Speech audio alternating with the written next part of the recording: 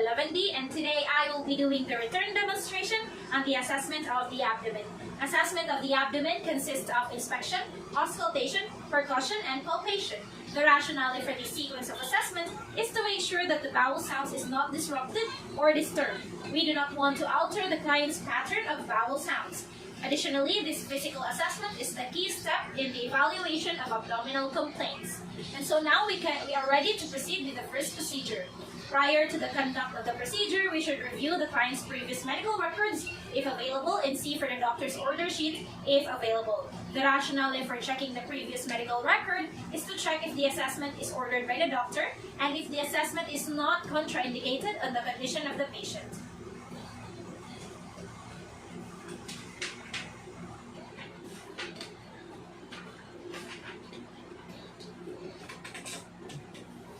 And so now that we are done with that step, we can proceed with the next step, which is after checking, we should determine the scope of the assessment needed and also prepare the necessary equipment. The rationale for determining the scope of assessment is to review the procedure needed to be done with the patient, and we also make sure to prepare necessary equipment because organization of supplies saves time and reduces the chance of error for the nurse. We also need to bring requisites to the preparation area to ensure organization and increase efficiency in performing the assessment. As for this procedure, we will be doing the assessment of the abdomen using the IPA method, but in a different sequence because we do not want to alter the client's pattern of bowel sound. And because we already know the scope of the assessment, it is now time to gather and prepare all the necessary equipment. First, we have our stethoscope. Next, our clean pair of gloves, our small pillow or roll towel, our pen light or additional source of movable light, our centimeter ruler, our skin marker, and also our alcohol. And we do not forget our pen and documentation paper for documentation purposes. And so additionally, we do this in order to conserve time and energy. After doing that, we should perform hand washing and to don gloves if deemed necessary. This is to prevent the spread of any harmful microorganisms between the patient and the healthcare provider because hand washing deters the spread of microorganisms. As for me, I will be temporarily washing my hands with this alcohol solution, but earlier I already did my proper hand washing. Now, we should greet the client politely and the client's companion if around. Introduce self and verify the client's identity, and ask how the client would like to be called during the assessment. Establish rapport with the client. The rationale is that introducing self to the client enhances rapport, and verifying the client's identity ensures that the assessment is rendered to the right client. So, good morning, sir. I am Andrea Kate, your student nurse. This is my ID for verification. Okay? So, can I please see your band? Can you please state your full name and date of birth, please? Full name is Harvey, date of birth is March 1, 2000. Okay, thank you. So you may now take it back. So how would you like me to call you? Harvey. Okay, Harvey, nice. So after that, the next step is to explain the procedure to the client and how he or she can participate during the assessment. Also, provide the client the opportunity to clarify, ask, or raise any concern.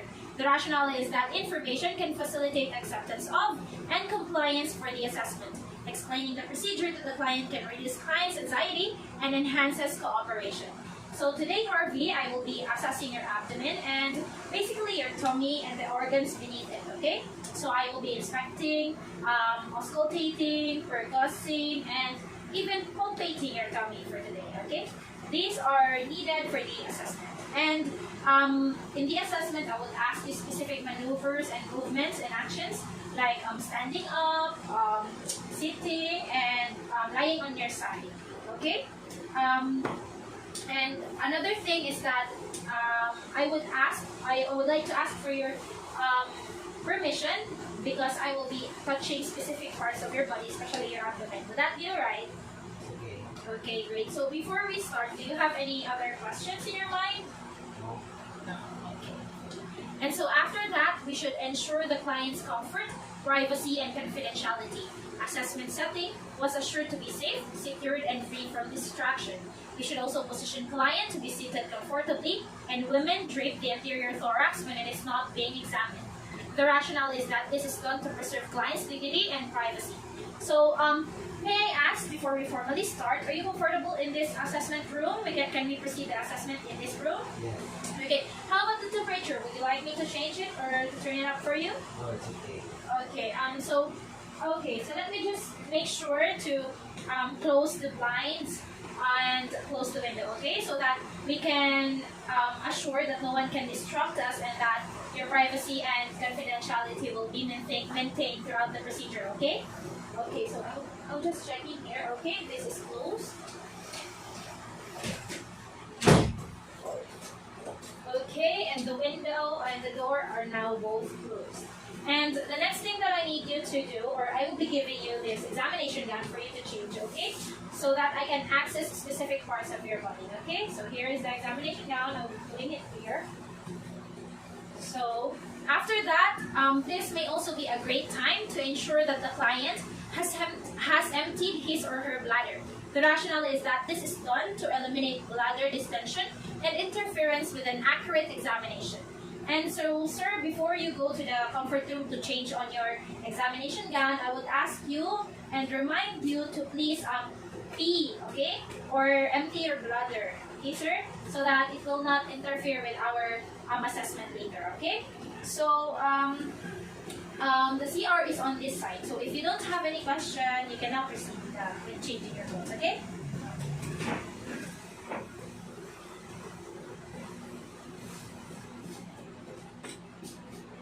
And so earlier, we already attained the subjective data of the patient, which is written in the comprehensive health assessment form.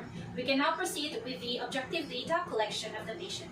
First, we should position the client in a supine position like this and cover the upper and lower body parts of the patient with a bed sheet, leaving the abdomen exposed. A flat pillow may be placed under the client's hand for comfort, and slightly flex the client's leg by placing a pillow or rolled blanket under the client's knees to help relax the abdominal muscle. The rationale is that this position relaxes the patient's abdomen, and covering the body parts not being assessed preserves the dignity of the client. So, sir, I will just... So you have now your pillow on your head. So I will be putting this too under your knees. Okay, so to relax your abdominal muscle. Okay, and while not being assessed, I will be covering your upper part and so now lower part. Okay. Okay. Now we can proceed to the first part, which is inspection. First is to observe the abdominal skin and note for any vascularities, strays, scars, and note for the history of scars if there is any. Okay, sir, so I will be checking.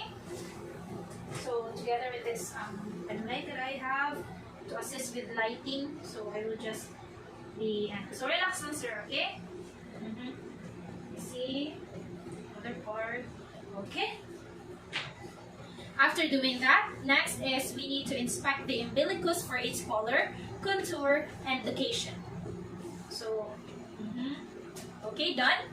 Next is to inspect the contour of the abdomen if it is round, flat, or distended. To do this, we should look across the abdomen at a level slightly higher than the client's abdomen. And we can also ask the client to raise his or her head a bit for this, then check for the contour. So, sir, first, I need you to raise your head a little bit, okay, while I will be checking the contour. Okay, so put it down now. Okay, great. Done. So now inspect the abdominal girth. We inspect the area in between the lower ribs and pubic bone and note for any abdominal enlargement. So, just to aid with the lighting, I need to have this one. Okay. Okay. Now measure the abdominal girth using a measuring tape, and knowing that the patient already emptied his bladder, we can proceed to ask the client to a standing or supine position. Then we should use a tape measure and place the tape measure behind the client and measure starting on the umbilicus. So sir, can I please ask you to stand now to measure so that I can measure your abdominal girth? Okay, so please stand here. Okay. So I will be measuring you using this measuring tape. Okay, so just stand. Okay, so just relax.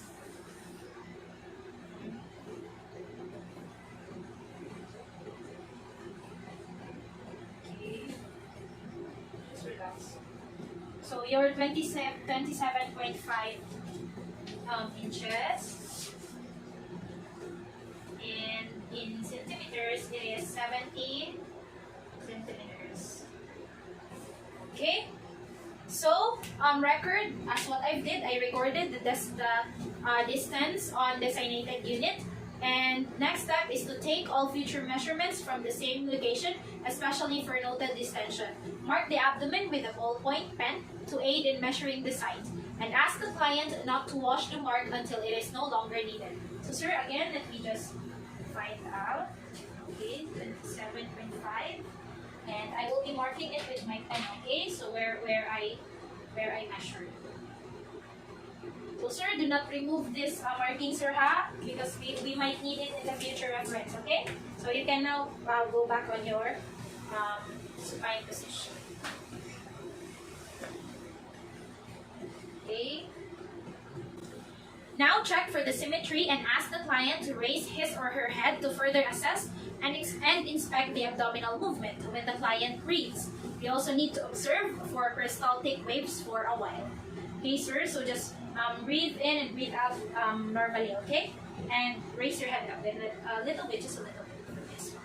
So I will be inspecting your abdomen for a bit, for quite a bit.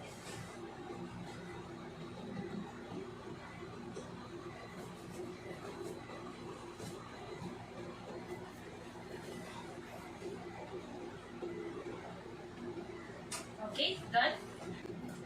And so now we can proceed to auscultation.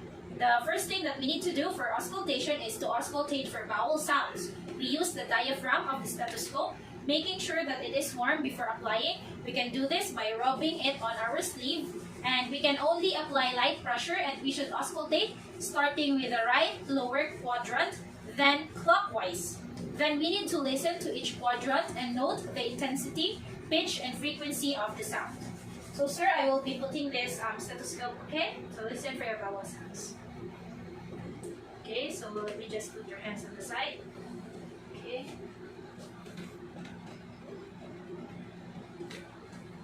So breathe normally, okay?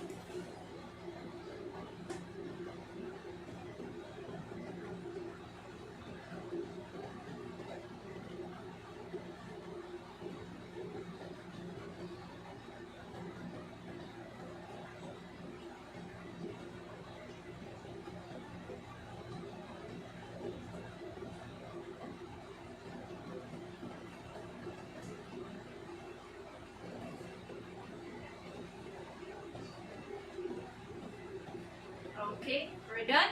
Next thing to do is to auscultate for the vascular sounds. We need to use the bell of the stethoscope to listen for bruit over the abdominal aorta, renal, iliac, and femoral arteries. So sir, I will still be using the stethoscope, this one. So I will be first listening to your aorta. Okay?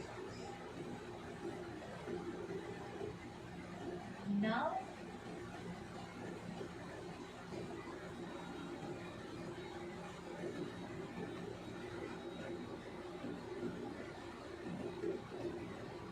And for the femoral.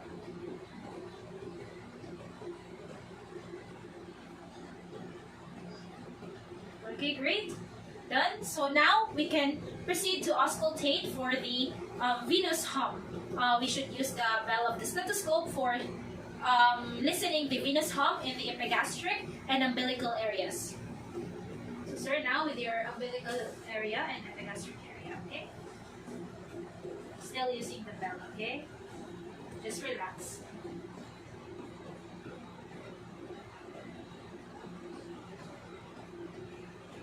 Gastric area.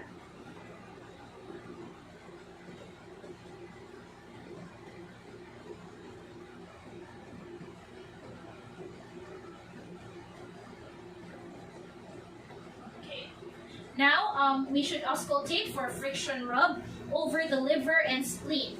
Place the diaphragm of the stethoscope over the right and left lower rib cage and listen for friction rub. Okay? Using this diaphragm. Okay, just relax your.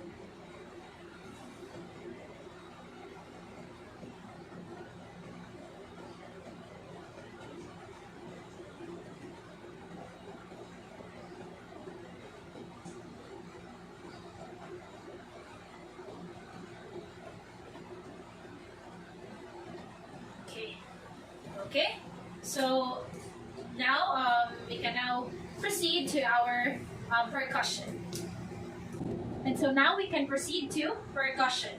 First step on the percussion is to percuss for tone. With the percussion hand technique, lightly and systematically percuss all quadrant. Percussion may proceed clockwise or up and down over the abdomen. So sir, let me just have an access of your abdomen. Okay. So I will begin percussion, okay?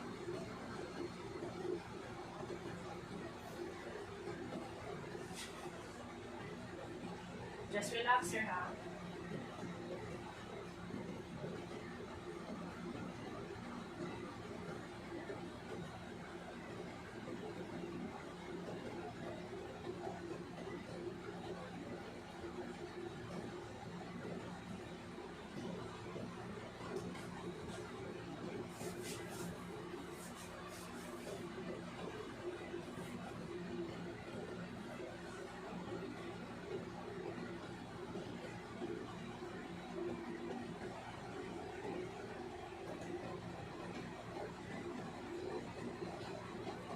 Okay.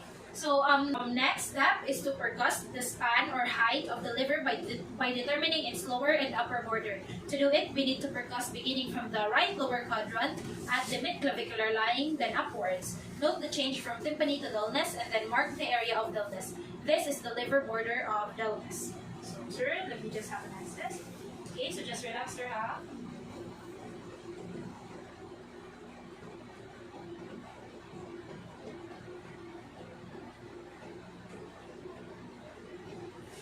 Okay, so let me just mark that.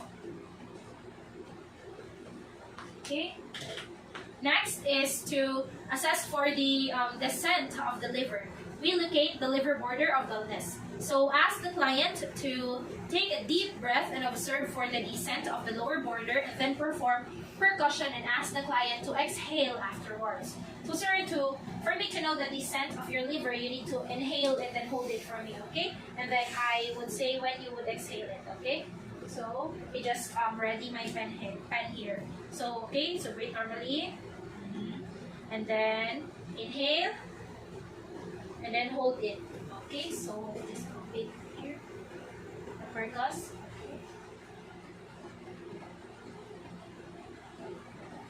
Okay, you may now exhale.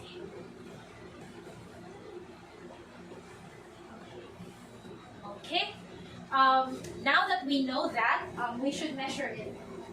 First, okay, so sir, the measurement is at 1.5 centimeter. Okay, let me just record that.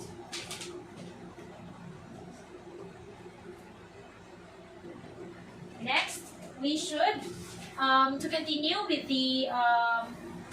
the span or height of the liver, we need to percuss the upper border of the liver. We need to inspect the area in between the lower ribs and pubic bone and note for any abdominal enlargement. And then locate the upper right chest at the mid-clavicular line and percuss downward. And then mark the point where the change from the lung resonance until liver dullness is noted. Sir, let me just note. Okay, so you just listen. Okay, so just breathe normally.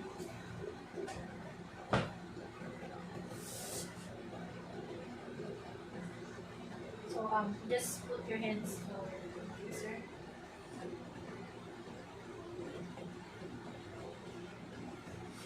Okay, let me just note right here.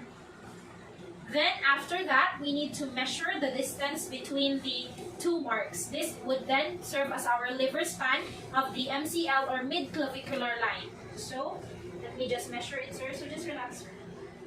Okay. So it is on 7 centimeters. So let me just record that for a little while. 7 centimeters. Okay? And so next is to repeat the percussion of the liver at the mid-sternal line or the MSL, and then measure the liver span of the MSL.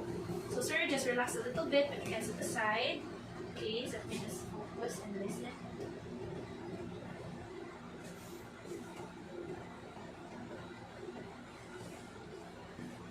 Okay.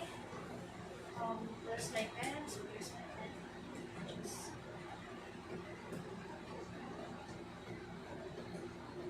okay, so there is this part. Next.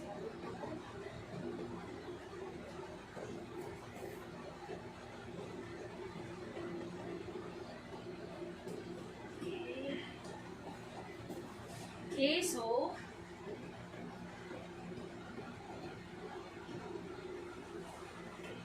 the measurement is at 2.5 centimeter for the MSL.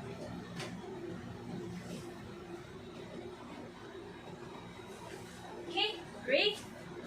And so next step is to percuss the spleen. Begin percussion on the posterior to the left mid-axillary line and percuss downward. Note the change from lung resonance to splenic dullness. Okay, so sir, I will be percussing on this side, okay? Okay, so can you please move here, closer to me? No, like closer to me. Okay, a little bit more. Okay, so that would be great. Okay, so just relax, okay? Put your hands to the side.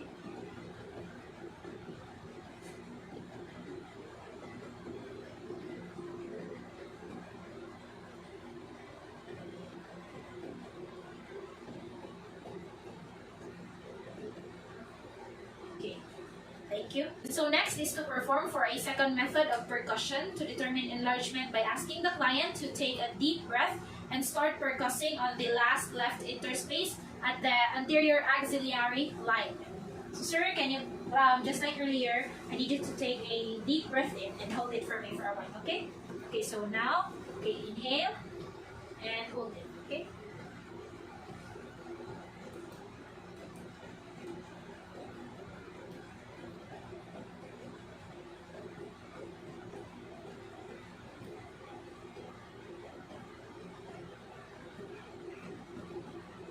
Okay, so now you can breathe normally. Now we should do a blunt percussion on the liver. Ask the client to sit with his or her back to you and place the left hand fist against the lower right anterior rib cage and use the ulnar side of your right fist and strike the left hand. Note for any tenderness upon percussion. Okay, so sir, I need you to sit down on the next procedure that we need to do, okay? So just sit down. Okay, so I will do a blood percussion on your liver, okay? So don't be startled, okay? Okay, so just... Okay.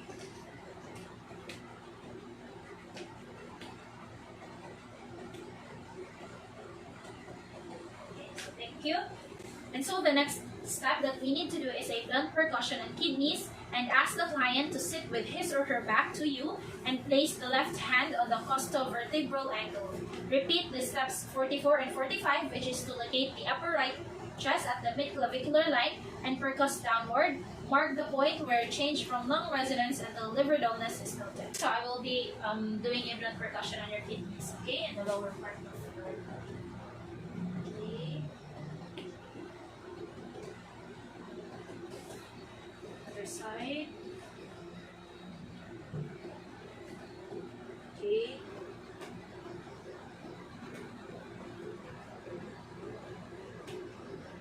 Okay. So you can now proceed to on a supine position, sir, or in your lying position. Okay. Okay. Thank you. So next, I need to do the steps that I did earlier. Okay. So let me just place this first. Okay. So I will be locating the upper part of the liver part.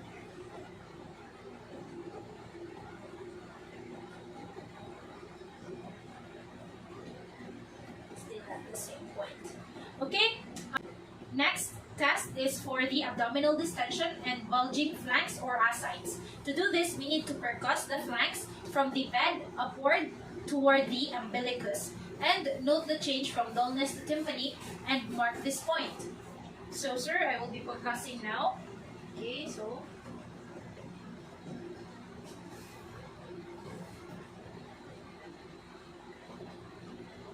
okay, so I just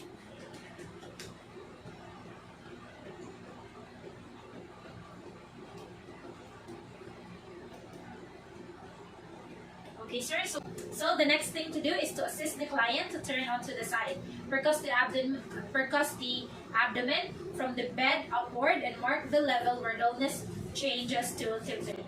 Okay, so sir, can you please lie on your side? Okay, just like that.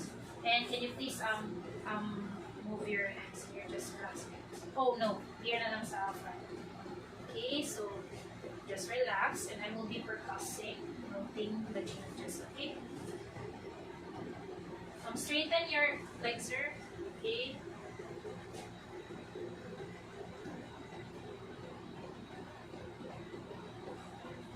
Okay. Just on the same side. Okay. So you can roll back now to your lying position. Okay. So next test to do is to perform the fluid wave test. Ask the client to place the ulnar side of his or her hand and the lateral side of the forearm firmly along the midline of the abdomen. Then firmly place the palmar surface of the finger and the hand of the nurse against one side of the client's abdomen.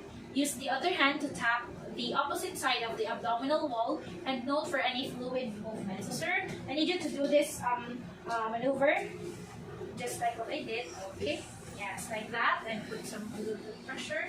So I will be I will be tapping on the other side from the other. Okay, so just raise it a little bit.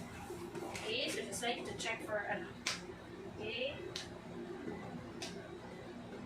the other side.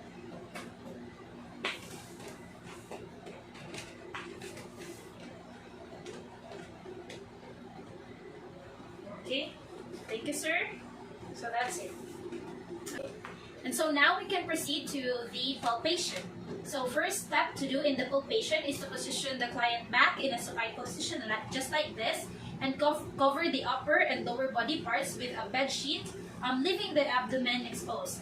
This position, the rationale is that this position relaxes the patient's abdomen, and covering the body parts not being assessed preserves the dignity of the client. And so after that, we need to begin with a light pressure palpation. So begin palpating on a non-tender abdominal quadrant, and then use the fingertips to compress the quadrant to a depth of 1 centimeter in a dipping motion. Then lift fingers gently and proceed to the next quadrant.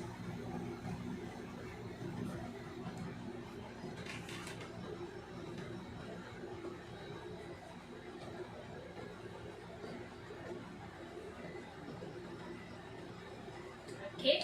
Now we can now proceed to the next step, which is to do a deep pressure palpation. So we need to begin palpating deeply on all quadrants to delineate the organs. We need to use the palmar surface of our fingers to compress the quadrants to a maximum depth of 5 to 6 centimeter, and then note for any resistance or any deeper structures. And also perform by manual palpation if resistance or deeper structures is felt.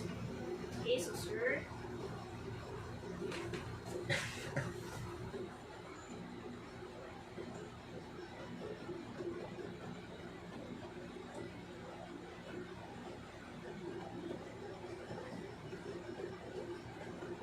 Okay, just relax, sir. Okay. Okay, thank you, sir. Now we can continue with the next step, which is to palpate for the masses. We need to use our fingertips to compress all quadrants to a depth of 1 centimeter in a dipping motion, and then note for any masses and its size in centimeter, location, shape, consistency, demarcation, pulsatility, tenderness, and mobility.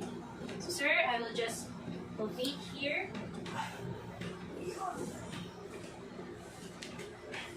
Okay. Other side.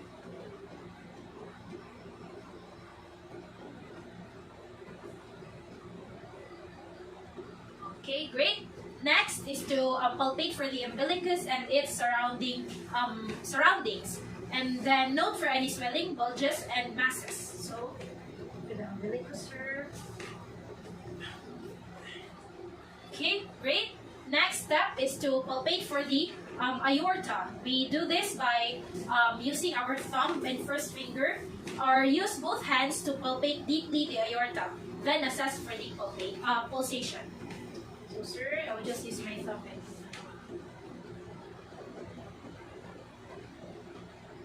okay, so I will use my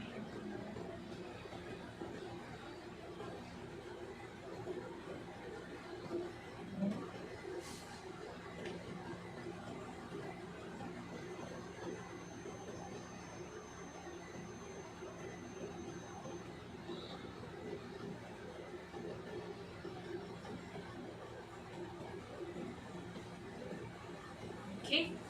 Now we should palpate the liver. Stand at the client's right side and place the left hand under the client's back at the level of the 11th and 12th ribs, and then lay right hand parallel to the right costal margin, and the fingertips should point toward the client's head, and ask the client to inhale, then compress upward and inward with fingers. Note for consistency and tenderness. So, okay, sir, so I will be putting my hand here. Okay, so I'm just relax, sir. So just straighten your just relax your legs. Okay. So what I need you to do is inhale deeply. Okay. So I will push my hand or my fingertips upward. And, okay. So okay, inhale.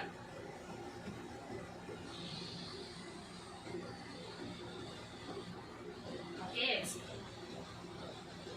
Okay. Next, palpate by hooking. Stand at the right of the client's chest and curl or hook the fingers of both hands over the edge of the right costal margin. Ask the client to take a deep breath and gently but firmly pull inward and upward with your fingers. Note for consistency and tenderness. Okay, sir, so I need you to breathe in deep, okay, again, and hold it for me, okay? So, okay, breathe in deep. Okay, breathe in.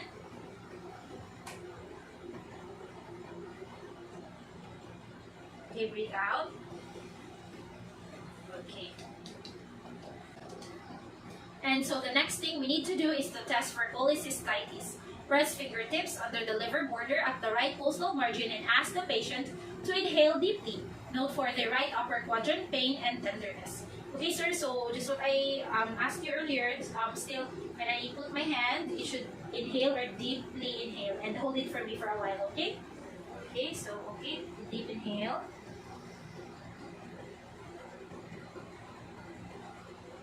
Okay, breathe out.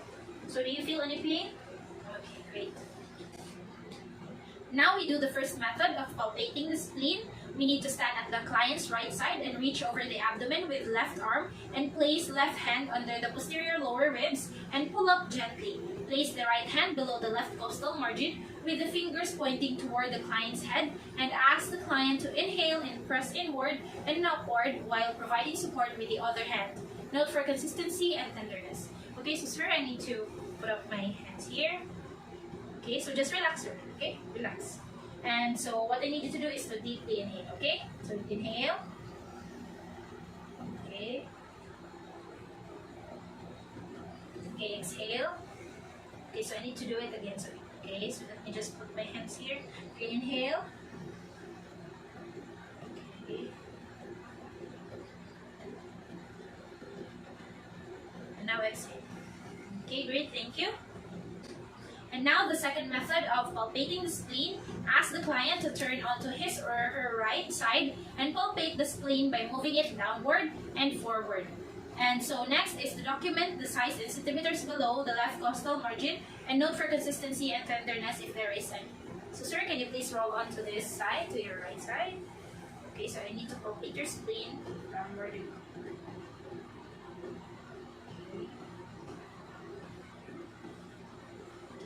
Okay, so you can now lie back down. Okay, thank you.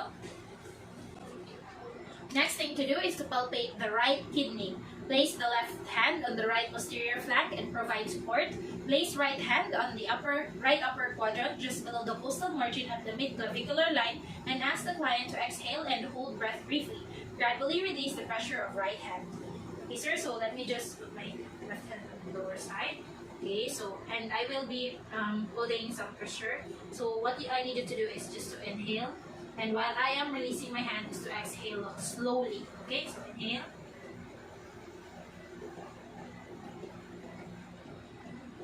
Okay, and then exhale.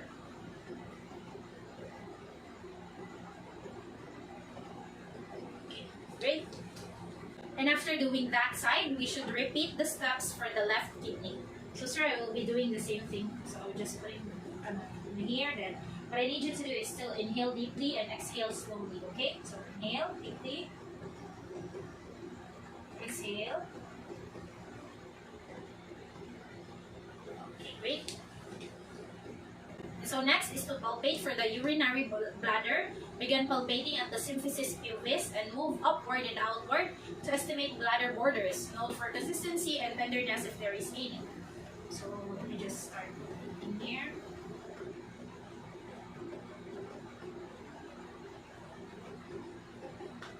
Okay, great. Next, we should perform hypersensitivity test.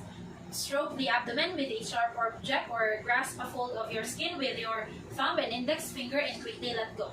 So first, I will be doing with a sharp object. So sir, I will just be doing a hypersensitivity test, okay? So,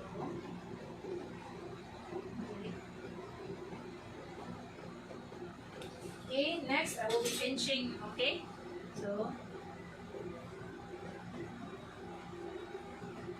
okay, great. Next step is to repeat the step 102 several times along the abdominal wall, which is to place right hand on the right upper quadrant just below the costal margin at the mid-clavicular line. Note for pain or exaggerated skin reaction. Okay, sir, so just okay, so just inhale and exhale. Okay, inhale. So do you feel any pain? Again, so last.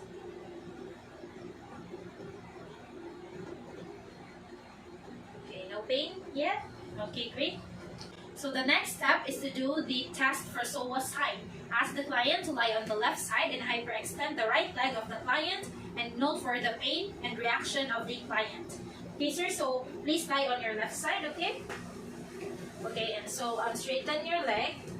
Okay, so let me just get this. Okay, so straighten your leg and I will hyperextend your right leg, okay? And tell me if you feel any pain, okay? So, okay, so let me just remove your leg from the covers.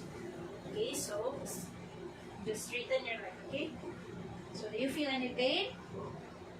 Okay, great. So you can now lie back on your position. Okay.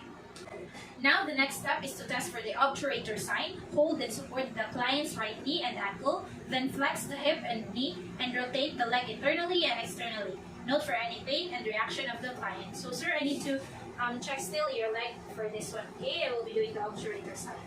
So tell me if you feel any pain, any sort of pain, okay, as I do this maneuver. Okay, so now I will be supporting. Okay, so do you feel any pain? Like that. Do you feel any pain? Okay, none. Okay, so like, so then you twist it again. No pain. And lastly, no pain. Great. Okay, now let's do the test for the appendicitis. We should assess for rebound tenderness by palpating deeply at 90 degrees into the abdomen away from the painful or tender area. Then suddenly release the pressure. Listen and watch the client's expression of pain and ask the client which hurts more, in pressing or releasing. Ask the client where in the abdomen the pain occurred. Okay, so sir, I will be doing the rebound test, okay? So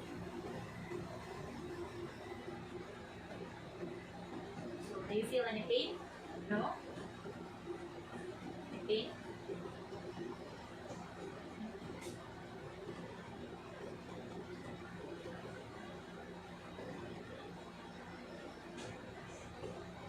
Okay. So that's great.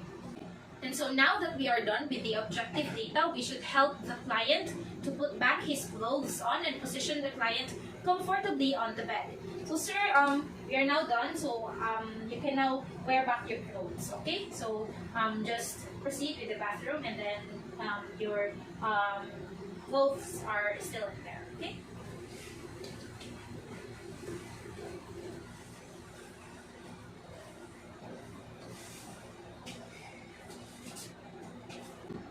Now, we should proceed to summarize the information obtained during the working phase and discuss findings with the client. Also discuss to the client possible plans to resolve health concern if there is any.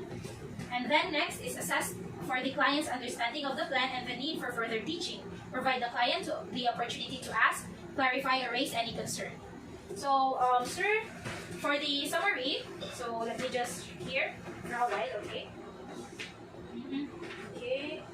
So for the summary of findings earlier, so let's start with the inspection while I try to check for your abdomen, okay? So the skin in your abdomen is pale and free from stray and vascularities, and it does not have any scars or lesions or even rashes, which is good. And then the umbilicus is at the midline and lateral line, so normal. So just like other people, it's in the center mostly, okay? Your umbilicus does not have any swelling, bulges, or even it is really pinkish in color, okay? And then your abdomen is flat and a bit rounded, and it is also symmetric, and it does not have any bulges or lumps. I did not see any of those earlier. And also your abdominal respiratory movement is seen, and also a slight pulsation of the abdominal aorta because you're a little bit thin, so it's really easy to be seen, okay? And then the peristaltic waves are not seen, and measurement of the abdominal girth is at 70 centimeter or 27.5 inches.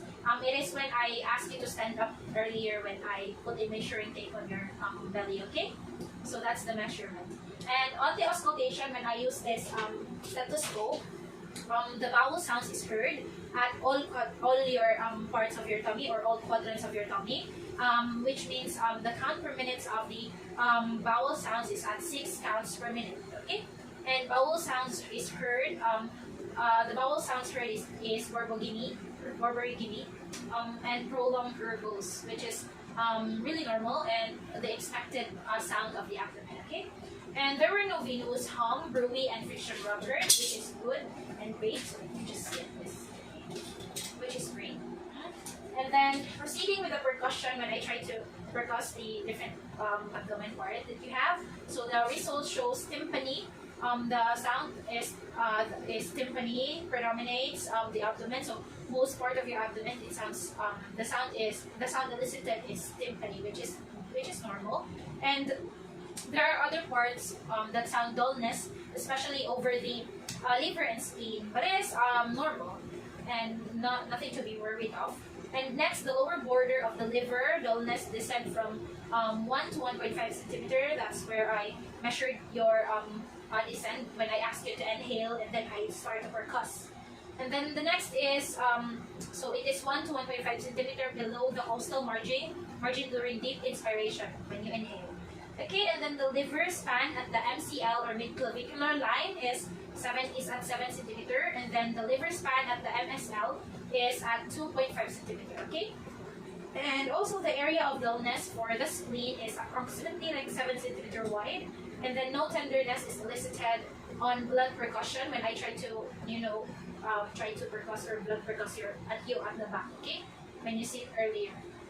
Okay, so there's no blunt percussion on the liver and no tenderness, or there is no even pain elicited on the kidney and on the essence of dull thought, which is great. And in assessing the abdominal distension, bulging flanks or ascites, there were no presence of descent abnormalities and no fluid wave transmitted. So it means that your tummy does not abhor any water in your cranium. So that's great.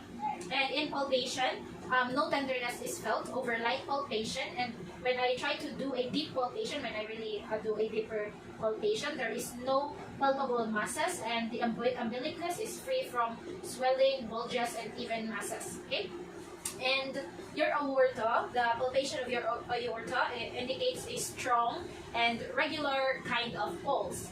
And then the liver, spleen, and even the kidney are not palpable, which is normal. And client, you do not feel any pain when I perform the hypersensitivity test, and your muscles in your abdomen is reactive to the test, which is great and good. And there is no sign of SOA and obturation. And you do not feel any You did not feel any rebound tenderness or pain when I immediately took off my hand earlier when I tried to palpate it deeper at a 90-degree angle. So that's great. And your bladder is not palpable, which is normal. And so that's it for the physical examination. So now the concern, let me just read here. Okay, so, okay, yeah. So earlier it is written here that you're experiencing constipation for 3 days. That's correct, okay. But the result of the assessment shows normal overall findings, which is good, but we still have to look out for the constipation. So the thing we need you to do now after I have consulted with the physician is for you to exercise and have a variety of foods in your diet, okay? And then the doctor said to eat more green leafy vegetable and fruits that are full of fiber to help your bowel movement, okay? And he also said that if you feel any pain in your abdomen, you should be back in the clinic, okay, for further assessment. And if the constipation pursues or lasts more than 1 week, you should go back also for further assessment on your abdomen, okay? Okay, so do you have any questions regarding the procedure or any concerns to raise? No. No. Okay. So if there is no other questions or concerns that the client wants to raise, we should thank the client and end the interview politely, and we should also do aftercare of the equipment and perform hand washing. The rationale is that properly informing the client that the assessment is done prevents them from unnecessary waiting, and we also do aftercare and maintenance of the equipment to preserve and make sure of the proper functioning of the equipment's use. And the rationale for hand washing is that this procedure deters the spread of microorganisms. So, sir, if you don't have any more questions or concerns to raise, I would like to thank you for your cooperation in this assessment, and you may now go and continue with your day, and thank you so much. Have a great day ahead. So, you can now go and continue with it. Thank you so much. Okay. Goodbye. Bye. Now that the examination area is clear, we should proceed to do the aftercare of the equipments and the materials that we use.